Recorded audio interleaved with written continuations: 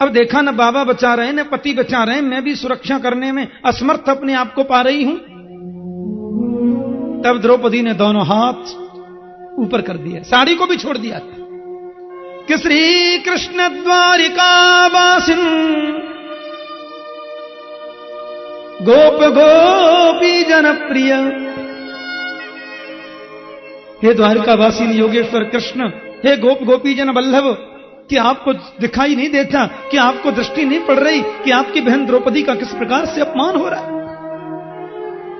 इस विश्वास के साथ में महारानी द्रौपदी ने जब पुकारा, गोविंद बोले यही तो चाहता हूं, कोई इतनी तन्मयता से मुझे पुकारे। और सारी भी नारी है कि नारी भी सारी है, सारी ही की नारी है कि नारी ही की सारी है। दुशासन की भुजाएं थक गई, मूर्छित हो गया, पसीना पसीना हो गया, लेकिन द्रौपदी को निर्वस्त्र नहीं कर सका। विश्वास, भक्ति का प्रथम सूत्र है विश्वास करो। रक्षस्यतीति विश्वासो गोप्तृत्व वर्णम तथा। और भक्ति के दूसरा सूत्र, दूसरी धारा का नाम है संबंध। परमात्मा के साथ में संबंध जोड़ लो। और संबंध में तो प्रभु वास करते हैं। तो हम वही नाते अनेक मानिए जो भावे, ज्यों त्यों तुलसी कृपालु चरण शरण पावे। और भक्ति की अंतिम धारा, अंतिम सूत्र है तीसरा, समर्पण। प्रभु के प्रति समर्पित हो जाओ। मम नाथ यदस्ति योस्म्यहम शकलम तद्धि तवैव माधव नियतस्वमिति प्रबुद्धधि अथवा किम नु समर्पयामि ते। आरवंदार स्तोत्र में महर्षि यमुनाचार्य कहते हैं कि मेरा जो कुछ भी है केशव वो तो आपका है, मैं भी आपका हूं। फिर ऐसी कौन सी वस्तु है जिसको मैं अपनी कहकर आपको समर्पित करूं? क्योंकि सब कुछ तो आपका। तेरा तुझको अर्पण क्या लागे मेरा। हम खाली कहते हैं, दिल से नहीं बोलते। मंदिर में दर्शन करने जाते हैं तो यहां हम खड़े हैं, आगे भगवान हैं, इधर में जूते उतार दिए और प्रयास करते हैं कि एक संगी दोनों का दर्शन होता रहे। सिर ही तो घुमाना है। और फिर बड़े प्यार से स्तुति गाते हैं, त्वमेव माता च पिता त्वमेव बंधु च सखा। हमारे पिताश्री कौन है? माताश्री कौन है? भगवान। और पिताश्री? ये बेईमानी अच्छी नहीं लगती भगवान को। वो कहते हैं तू थोड़ा ही बोल, 10 ही मिनट बैठ, पर जिस समय मेरे ध्यान में बैठ दुनिया को भूल जा, समर्पित हो जा मेरे। तत्कुरुष्ण मदर्पणम। ये समर्पण की भावना, समर्पण की दृष्टि नितांत जरूरी है। और देखो, भागवत धर्म पर जो चलते हैं ना राजन, वह भी भागवत कहलाते हैं। मैंने एक दिन कथा में कहा था ना, जो भगवान का है वो भागवत है। जिसके सामने का लग जाए, जो भगवान का मंदिर है वो भागवत, जो भगवान का भक्त है वो भागवत, जो भगवान का प्रेमी है वो भागवत, जो भगवान का उपदेश है वो भागवत, जो भगवान का है वो भागवत। और उत्तम कोटि, इसमें तीन क्वालिटी है। हाँ, प्रथम क्वालिटी मिडिल क्लास और तृतीय श्रेणी। बोलो जय श्री कृष्ण। फर्स्ट क्वालिटी का भक्त कौन सा है? योगेश्वर बता रहे हैं कि सर्वभूतेषु यहां पश्येत भगवत भावमात्मना भूतानि भगवत्यात्मन सवै भागवतोत्तम। 1 क्लास। उत्तम कोटि का भागवत वही है जो चैंटी से लेकर हाथी पर्यंत सब में प्रभु को देखे। सीय राममय सब जग जानी करहु प्रणाम जोर जुग पानी। मच्छर में भी है, चेंटी में भी है, कुत्ते में भी है, गधे में भी है, आप में भी है, हम में भी है, ऊपर भी है, नीचे भी है। उमाज राम चरण, ये 1 क्लास भक्त का वर्णन कर रहे हैं। उमाज राम चरण रत विगत काम मद क्रोध, निज प्रभु मय देखहि जगत, कहि सन करहि विरोध। प्रथम श्रेणी के भक्त के लक्षण है भागवत के। और मध्यम श्रेणी का भागवत कौन है? ईश्वरे तदधीरेषु बालिसेषु दुःखसुच, प्रेम मैत्री कृतोपेक्षा, यह करोति समध्यम। ईश्वर से जो प्रेम करता है, भक्त से जो मित्रता करता है, शत्रु की जो उपेक्षा करता है, मूर्ख पर जो कृपा करता है, वो मध्यम श्रेणी का भागवत है। और तृतीय श्रेणी का बोल अर्चायाम एव हरि, दिव्य देव प्रतिमाओं में भगवान की पूजा करे, अर्चना करे, किसी से ज्यादा मतलब न रखे, न ऊधो की लेनी न माधो की देनी, और देव प्रतिमा में ही प्रभु की पूजा करता रहे, वो भी भक्त है। वो प्राकृत भक्त कहा जाता है, उसको प्राकृत भक्त बोलते हैं। लेकिन उत्तम क्वालिटी तो वही है जिसको गोविंद के अलावा कुछ दिखाई न दे, एक में ही जिसका मन लग जाए, उसी को कृष्ण गीता में अनन्य बोलते हैं, ना अन्य अनन्य। जगतगुरु वल्लभाचार्य जी एक बार जा रहे थे श्रीनाथ जी का दर्शन करने, पालकी में बैठ के जा रहे थे। एक ब्रजवासी खेत की मेंढ पर घास खोद रहे, आगे आगे डोरी बांध चल रहे थे। हे रास्ता छोड़ो, रास्ता छोड़ो, रास्ता छोड़ो, महाराज श्री आ रहे हैं, पूज्य श्री आ रहे हैं। वो ग्वारिया बोले तुम्हारे पूज्य श्री में कल लाल लटक रहे हैं जो हम रास्ता छोड़ दें? बोले तुम नहीं जानते महाराज श्री अनन्य भक्त है। ठीक है जी, अनन्य तो हमें फनन्य। जगत गुरु जी बोले भैया ब्रजवासियों की भाषा में कुछ न कुछ सार छुपा रहता है। पालकी से नीचे उतरे, भैया ये फनन्य का अर्थ क्या होता है? पहले तुम बताओ अनन्य कायते कहें। और अनन्य तो बातें कहें जो गोविंद के अलावा कहीं भी भटके नहीं। भूत हैं, प्रेत हैं और अटरम सुटरम जितने हैं, बस। अब देखो फनन्य बातें कहें जो कन्हैया के अलावा काऊ को नाम भी नहीं जाने और अपने मन को कृष्ण के चरणन में फंसाए दे, वही तो फनन्य कहें। हाँ। हम तो फंस गए हैं। बोले तुम यहीं घास खोदो, हम बगल में तो निकल जाएंगे। जिसकी दृष्टि ही कृष्णमयी हो जाए। अनन्य का मतलब एक की पूजा, एक की निंदा नहीं। अनन्य का मतलब है, रुक्मणी जी गई थी कात्यायनी की पूजा करने, लेकिन वहां भी उनको गोविंद दिखाई दे रहा है। जिस पर तुम्हारी नजर जाए उसमें तुम्हें प्रभु दिखे। नामदेव जी भोजन बना रहे थे, कुत्ता आके रोटी उठा के चल दिया। वो महाराज कटोरी, घी की कटोरी लेके पीछे दौड़ रहे हैं। अरे विट्ठलनाथ निक चुपड़ तो लेने दो, रूखी रोटी लेके चल दिए। कुत्ता में से विट्ठलनाथ प्रकट हो गए। जिस पर नजर जाए उसमें गोविंद दिखे। राजा ने पूछा माया क्या है और इससे बचने का उपाय क्या है? योगेश्वरों ने माया के रूप बताए, महालक्ष्मी, महा सरस्वती और महाकाली। ये महासरस्वती जो माया है ना, ये सृजन करती है। महालक्ष्मी जो माया है वो पालन करती है, और महाकाली रूप से शक्ति माया सबका संहार कर देती है। ये परमात्मा की दिव्य माया है, शक्ति है, इसके बिना कुछ चलता नहीं। माया से छूटने का उपाय क्या? जो नाचे ही नर मरकट की नाई। देखो माया 3 होती है, ध्यान देना। एक होती है स्वजन मोहिनी माया, एक होती है विमुख जन मोहिनी माया, और एक होती है स्वमोहिनी माया। विमुख जन मोहिनी माया कौन सी है? दैत्य जब अमृत का कलश छुड़ा करके ले गए तो भगवान मोहिनी बन के आए ना, और देवताओं के हाथ से अमृत कलश को लेकर के दैत्यों के हाथ से देवताओं को पिला दिया, और दैत्य देखते रह गए। इसका नाम है विमुख जन मोहिनी माया, विश्व मोहिनी।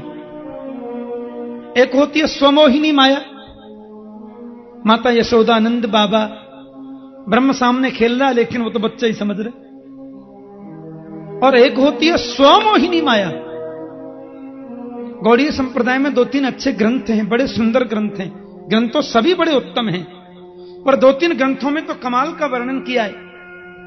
विदग्ध माधव, उज्ज्वल नीलमणि, प्रेम पत्तनम। एक ग्रंथ में लिखा था कि गोविंद जब दर्पण में अपना चेहरा देखने लगे, कन्हैया जब दर्पण में अपना चेहरा देख रहे हैं तो देखते देखते देखते गोविंद को लगा मैं इतना सुंदर, और अपने स्वरूप को देखते देखते देखते श्री कृष्ण को राधा भाव की प्राप्ति हो गई। क्योंकि अपने स्वरूप का अनुभव स्वयं तो नहीं कर पा रहे अपने सौंदर्य का, तो कृष्ण अपने रूप को देखते देखते राधा बन गए, और राधा बनकर कृष्ण रूप का फिर अनुभव कर रहे हैं। बोलो जय श्री कृष्ण।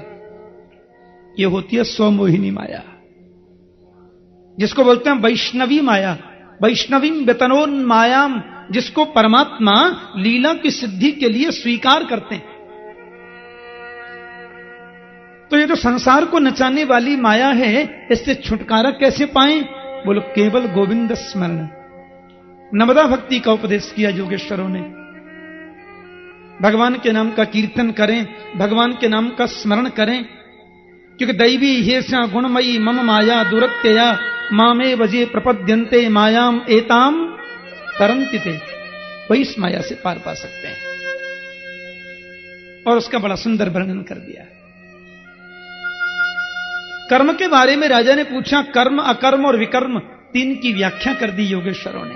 कर्म अकर्म विकर्मेति वेद बादो न लौकिका। भगवान के अवतार प्रसंग के बारे में जानना चाहा तो 24 अवतारों की बृहद व्याख्या करके कहा, राजन अवतार तो सभी उत्तम हैं, पर कलयुग में तो मानव के कल्याण के लिए रामकृष्ण का अवतार और उनके नाम का स्मरण ही कल्याणकारी है।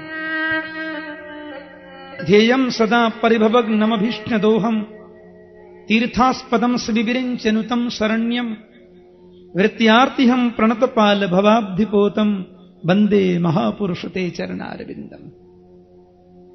प्रभु श्री राम की बड़ी सुंदर महिमा का बखान किया। त्यक्त्वा सदुस्ति दुसरेप्सित राज्य लक्ष्मी, अपने पिताश्री के आदेश का पालन करके राज्य लक्ष्मी को छोड़कर जो वन में चले गए, यदगादरण्यम, और वहां जाकर के मेरे गोविंद माया मृगम दैतीयप्सितमन्व धावन, माया के मृग के पीछे दौड़े। सुवर्ण का मृग कभी होता है? फिर भी राम जी दौड़े, ये लीला करनी थी। ऐसे प्रभु राघवेंद्र के चरणों में प्रणाम करें, गोविंद के चरणों में प्रणाम करें, और कैसे भी जीव का मन रामकृष्ण के चरणों में लग जावे, यही भागवत धर्म है। उनके प्रति विश्वास बढ़े, उनके प्रति संबंध जुड़े और उनमें ही समर्पित हो जाएं, यही भागवत धर्म है। योगेश्वर लोग उपदेश करके जाने लगे। जनक ने उनका अभिनंदन पूजन किया। यहां देवताओं ने आकर के भगवान के चरणों में प्रार्थना की। भगवान बोले क्या बात है? बोले प्रभु आपने आने से पहले हम लोगों की प्रार्थना मानी थी और आपने कहा था कि मैं पृथ्वी का भार दूर करके शीघ्र आने की चेष्टा करूंगा। भार तो दूर हो गया। भगवान बोले कैसे हो गया दूर? अरे महाराज कंस मारा गया, अघासुर, बकासुर, व्योमासुर, अरिष्टासुर, कैसी धनुकासुर सब मर गए, जरासंध मर गया, शिशुपाल, दंतवक्त मर गए। क्या बताएं? कौरवों में भी जो जितने दुष्ट थे वो दुष्ट सब मारे गए। अब तो आप चलो। कन्हैया बोले अभी सबसे बड़ा पृथ्वी का भार तो मेरा अपना खानदान है। बोलो जय श्री कृष्ण। ढीलेकार को बोलते जोर से बोलो ना। एकादशी थोड़ा ही है, कंजूसी कर जाते हैं कभी कभी। जय श्री कृष्ण। भगवान ने कहा मेरे वंश के, यदुवंश के विनाश का बीज बुन गया। और आश्चर्य की बात तो यह है कि यदुवंश के विनाश का कारण भी बना तो मेरा अपना बेटा बना। दीपक नीचे अंधेरे। आप थोड़े दिन की प्रतीक्षा करिए, मैं शीघ्र आने की चेष्टा करूंगा। भगवान ने देवताओं को आश्वासन देकर के भेज दिया। न जाने कैसे उद्धव को पता चला, और उद्धव आकर के गोविंद के चरणों में गिर पड़े। उनको लगा कि कन्हैया अपनी लीला का समापन करके जाने वाले। ध्यान से सुनना। प्रभु ने कहा क्या बात है उद्धव? बोले मैंने सुना है अपनी लीला को संपन्न करके आप जाने वाले हैं, मेरे को भी साथ में ले चलिए। मैं बिल्कुल नहीं रहूंगा अकेला, मैं नहीं रह सकता यहां। कन्हैया बोले पहले तो तुम मन से इस भाव को निकाल दो कि मैं कहीं जाता हूं या कहीं आता हूं। उद्धव, मेरा कहीं आना नहीं होता और मेरा कहीं जाना भी नहीं होता। मैं लोगों को दिख जाता हूं तो लोग कहते हैं भगवान आ गए, और नहीं दिखता हूं तो लोग कहते हैं भगवान चले गए। लेकिन वास्तविक बात यह है, न मेरा आना और न मेरा जाना।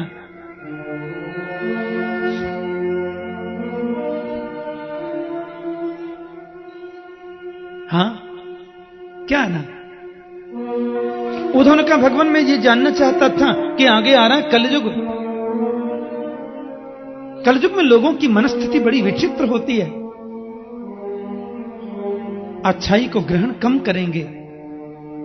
किसी की प्रशंसा करो ना, अरे साहब वो तो बड़े अच्छे आदमी हैं, वो तो बहुत ही अच्छे आदमी हैं, तो तुरंत लोग क्या बोलेंगे मालूम है? तुम्हारे रिश्तेदार होंगे इसीलिए बड़ाई कर रहे हो। और यदि किसी की निंदा करें ना, वो तो बहुत ही खराब आदमी है, इतना दुष्ट आदमी तो मैंने कभी देखा नहीं, तो लोग तुरंत सहमति दे देंगे। बोले तुम आज से जानते हो? हम तो 50 साल से जानते हैं, वो है ही ऐसा, खानदान ही ऐसा है। प्रशंसा करो तो कहेंगे तुम्हारा रिश्तेदार होगा इसने कर रहे हो, और बुराई करो तो बोल देंगे आज से, कितने वर्षों से जानते हैं हम। ये लोगों की मनस्थिति है। सुख जिसको पाना है वो सुख ही खोजेगा, लेकिन दुख देखने की जिसकी दृष्टि बन चुकी है वो सुख में भी दुख को निकाल ही लेगा। लोगों की मनस्थिति है। दुखे च सुख माने ना। तो कलयुग में आपको मिलने का सरलतम तरीका, सहजतम तरीका, सर्वोत्तम तरीका क्या है? कन्हैया बोले मैं जरा ज्यादा क्लियर बोलूंगा अभी। उद्धव बोले बोलो ना। हाँ, उद्धव दो टूक बात बोलनी है मुझे आज। कन्हैया कह रहे हैं उद्धव से, बताओ केशव। बोले हमको पाना है तो एक ही तरीका है, एक चीज को पाना है तो दूसरी को छोड़ना होगा, बस हमारे मिलने का यही तरीका है। मन में या तो दुनिया को बिठा लो या गोविंद को बिठा लो। हाँ, एक म्यान में कभी दो तलवार नहीं आ सकती, दो टूक बात है। या तो म्यान में दो तलवार रखोगे तो म्यान फटेगी, तलवार कमजोर हुई तो तलवार टूटेगी। हमारा मन एक है, इस मन में या तो दुनिया को बिठा के रखो या गोविंद को स्थान दे दो। एक ही उपाय है कि कर से करना करहु विधि नाना, मन राखहु जहां कृपा निधाना। शरीर दुनिया को समर्पित कर दो, मन गोविंद के चरणों में लगा दो। काम करते चलो, नाम जपते चलो, हर समय कृष्ण का ध्यान धरते चलो। काम की वासना को मिटाते चलो, कृष्ण गोविंद गोपाल गाते चलो। मन को प्रभु में लगाओ। इसलिए दुनिया मन से दुनिया से वैराग्य और गोविंद के प्रति अनुराग, यही मेरे मिलने का तरीका है। उधन का बैराग क्या होता है? बड़ी समझने की बात है। ये बैराग की परिभाषा क्या है? आप कहते हो बैराग्य करो, कन्हैया कहते हैं बैराग कई प्रकार के होते हैं, परिभाषा क्या बताऊं? बैराग्य माने वैराग्य। एक मरकट बैराग्य होता है, एक श्मशान बैराग्य होता है, एक सच्चा बैराग्य होता है। 60 वर्ष के हुए थे, रिटायर हो गए। रिटायर होने के साल भर बाद पत्नी पधार गई।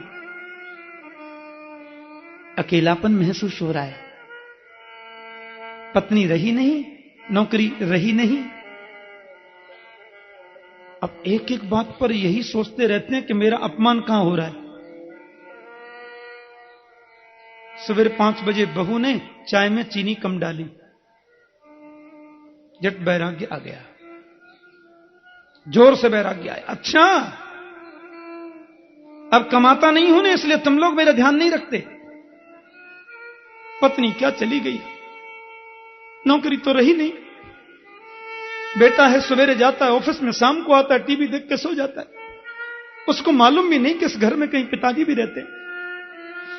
और बहू की हालत तो ऐसी है, कभी सब्जी में नमक ज्यादा तो कभी चाय में चीनी कम। वृंदावन चला जाऊंगा, उधर ही रहकर के भजन करूंगा, और जीवन में तुम लोगों के पास कभी आना नहीं है। हाँ, एक छोटी सी कुटिया बनवा लूंगा, रासलीला देखा करूंगा, कथा सुना करूंगा, संतों का सत्संग करूंगा, और नाती पोताओं की कभी शादी हो और बहू को आशीर्वाद दिलाना हो तो उधर ही ले आना, मैं आने वाला नहीं हूं। बहू चरणों में गिर पड़ी, माफ कर दीजिए पिताजी, गलती हो गई, डॉक्टर मना किया था कि आपको शुगर देना मना है, इसलिए मैं नहीं, एक दिन की बात नहीं, रोज रोज का नाटक ये। बहू मैं बस ठीक है, अब रहने दो। 20-25 जोड़ी कपड़ों में प्रेस करके अटैची जचा के 5 बजे की चाय पे आई थी, आया था बैराग्य, और 6 बजे तो घर छोड़ दिया, वृंदावन जा रहे हैं। 6:30 तो रेलवे स्टेशन आ गए, और 10 बजे तो लौट के घर आ गए। बैराग्य आया है। बच्चा ऑफिस निकल के जा ही रहा था, देखा तो पिताजी आ रहे हैं अटैची लेके। हंस के बोला, वृंदावन गए थे, क्या हुआ? छोटे वाले मुन्ना की याद आ गई, इसलिए आ गया हूं। सवेरे सवेरे दादाजी दादाजी करके मेरी उंगली पकड़ के डोलता है। मैंने सोचा सोकर उठेगा तो रोएगा, इसलिए आ गया हूं। फिर कभी गड़बड़ करी तो जीवन में नहीं आऊंगा, समझे? मरकट बैराग्य। बंदर एक डाली पर रुकता ही नहीं है, इधर डाली, कभी उधर डाली, कभी इधर डाली पर। हम लोगों को बैराग का आवेग आता है, जैसे ज्वार भाटा आता है ना समुद्र में, और घर आते आते ठंडा। अच्छा, एक होता है स्मशान बैराग्य। स्मशान बैराग्य बहुत जोर से आता है। हाँ, किसी की मृत्यु हो जाती है और हम लोग उसके साथ में जाते हैं ना, बोलते जाते हैं राम नाम सत्य है, राम नाम सत्य है। अच्छा, कुछ लोग राम नाम सत्य बोलते जाते हैं, पीछे कुछ लोग सत्संग करते जाते हैं। हाँ, और सत्य कह रहा हूं, बहुत वैराग्य आता है। मेरे गुरुदेव कहा करते थे कि बर यात्रा कम करो, शव यात्रा ज्यादा करो। ये सत्य यात्रा है, सत्य यात्रा है। बनारस में कथा कर रहा था मैं किसी परिवार की ओर से, तो वहां पे एक घाट है, मणिकर्णिका घाट। 24 घंटे सब जलते रहते हैं वहां, देखो। मैंने कहा कब कब मौका मिलेगा थोड़ा वहां ले चलो ना। रात के 11:30 बजे हम गए, एक नाव कर ली। हमने कहा गंगा जी में चलेंगे, इस किनारे पर सब जलते हैं और बीच गंगा में से नाव में से देखेंगे।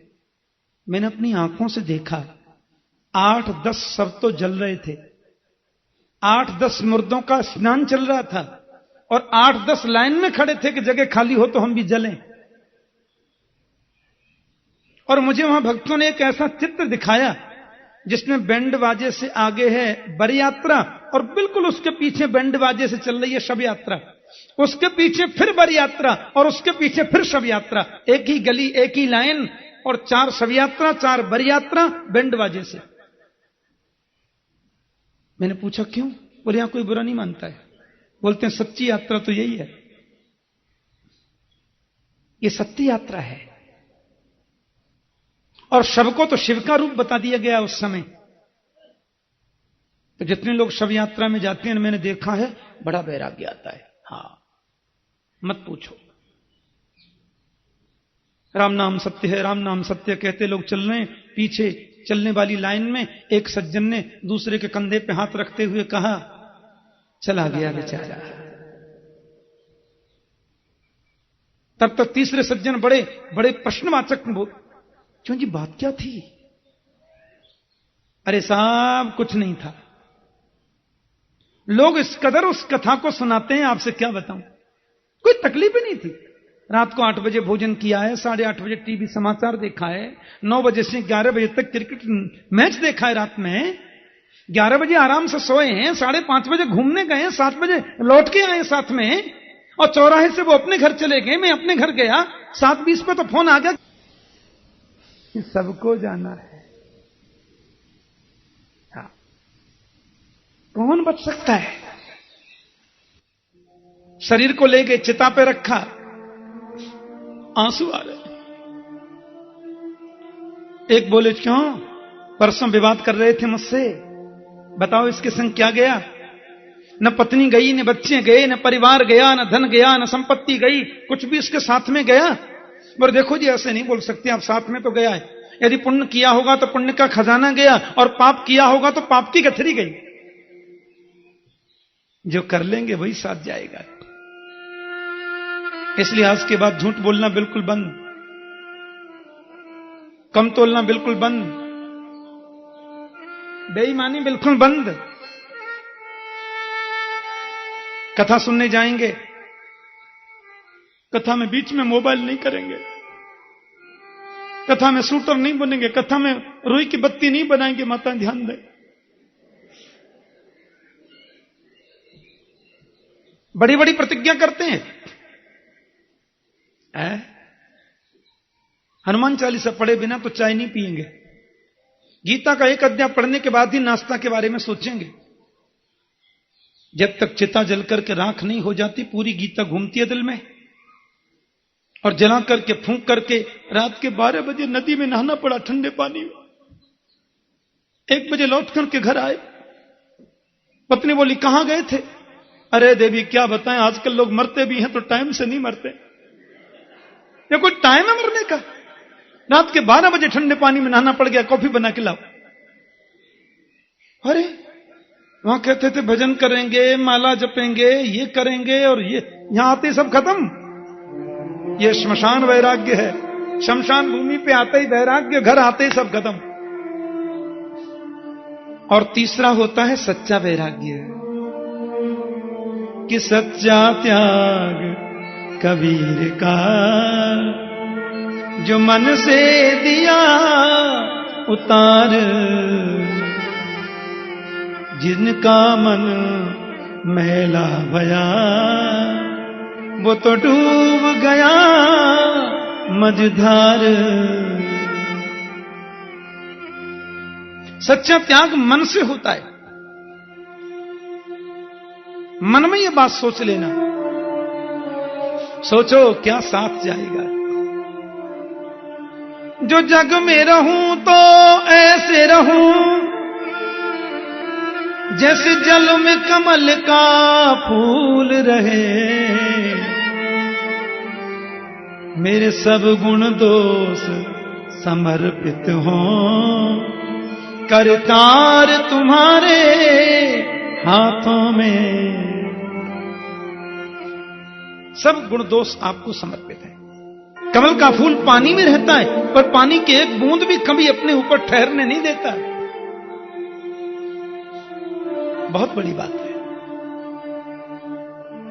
और देखो, ये वैराग्य की जो चरम परिणति है, मन से वैराग्य आया, और वही मन का वैराग्य धीरे धीरे धीरे जब शरीर पर प्रकट हो जाए, उसी का नाम संन्यास है। काम्यानाम कर्मणाम न्यासम संन्यासम कवयो विदु। काम्य कर्मों का जो न्यास है वही संन्यास है। अब उद्धव जी महाराज ने बड़ा सुंदर प्रश्न किया है संन्यास के बारे में।